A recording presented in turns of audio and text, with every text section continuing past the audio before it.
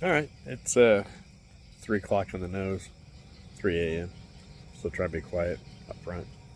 My internal temperature right now is 84 degrees.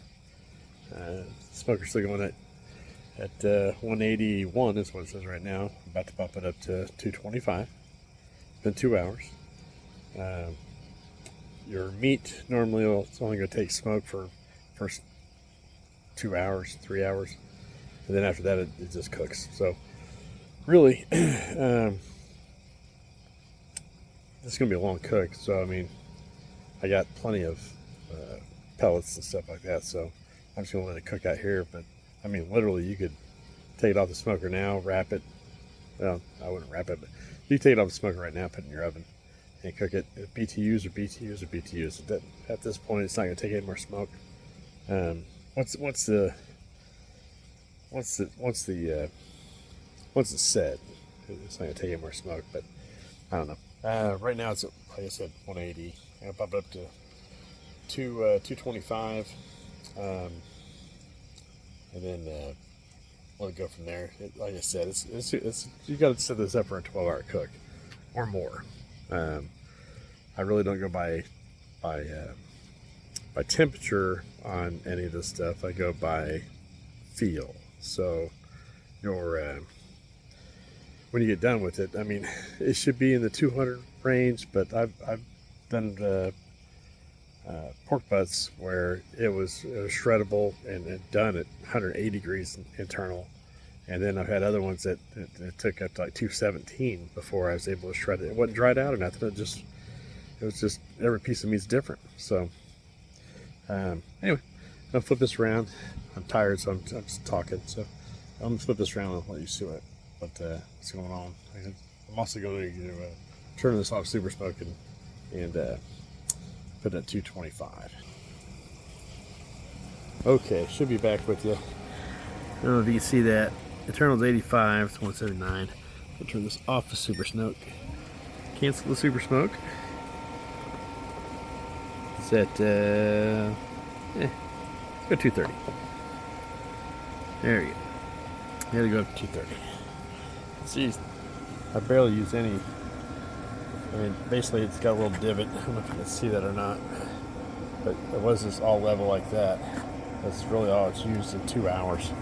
At 180 degrees, it hardly uses anything. Let's take a look at it. I have not opened this door yet. This is also another good thing about smoking. If you're looking, you ain't cooking. So, beautiful. See, it has not set yet. If it's set, I wouldn't have anything on my finger. So, we'll keep going. It's a little better. You see how moist it is right there. It's not dried out or nothing yet. So it's a little drier right there. I'm gonna let it go. So not gonna move it. Not gonna touch it. You see my water's still good. So everything's fine. So I'm gonna let it go. The next time I check it, it'll probably be, I don't know, probably be about an hour. Then I'm going to go to bed.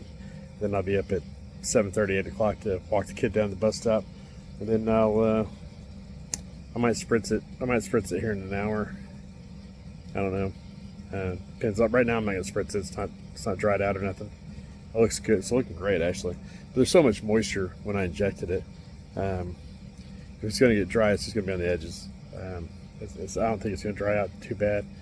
But I'm trying to build my bark. So